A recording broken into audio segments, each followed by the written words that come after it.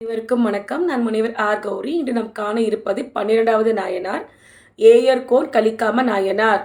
இவர் பெருமங்கலத்தில் பிறந்தவர். திருப்பூன்கூர் இறைவனிடம் மிகுந்த பக்தி கொண்டவர். ஒவ்வொரு நாளும் சிவனின் லீலைகளை கேட்டு அவருடைய திருவிழாக்களை கேட்டு மகிழ்ந்து வாழ்ந்து வரும் வேளையில் ஒருமுறை இவர் சிவபெருமான் சுந்தரமூர்த்தி நாயனுக்காக தூது சென்றதை கேள்விப்பட்டு மனம் வருந்தினார். சுந்தரமூர்த்தி நாயனார் திருவாரூர் தியாகராஜரிடம் மிகுந்த பக்தி கொண்டவர். அவரை தோழராகவே பெற்றவர்.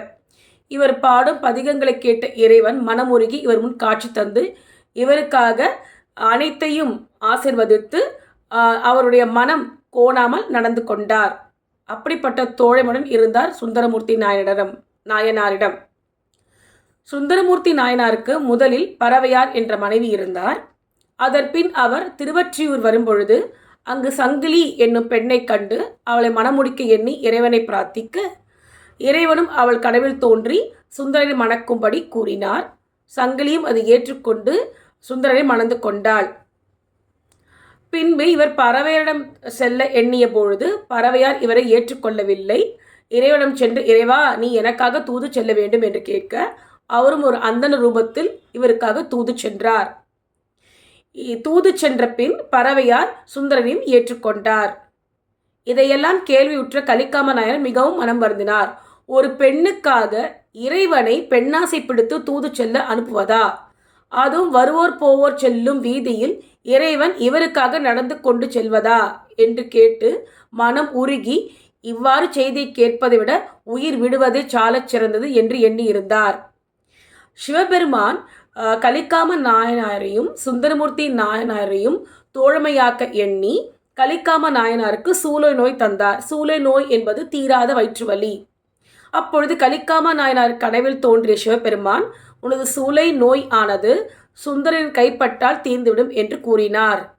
இதை கேட்டு திடுக்கிட்டு விழித்த கலிக்காம நாயனார், இறைவா, அவர் கைகளால் என் நோய் தீர்வதை விட நான் உயிரை மாற்றிக்கொள்வதே மேல் என்று எண்ணினார். ஆனால் சுந்தருடைய கனவில் தோன்றிய சிவபெருமான், நீர் சென்று கலிக்காம நாயரின் சூளை நோயை தீர்த்து வைப்பீராக என்று கூறினார்.